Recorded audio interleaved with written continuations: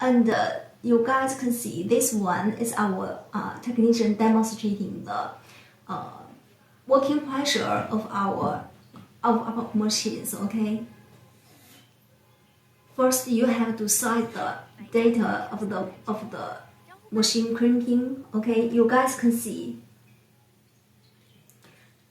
This demonstration, we are crimping a very big accessory. It's a kind of spare parts of used in vehicle. Okay, 2 parts, and the thickness of each part is about 4 millimeter to 5 millimeter.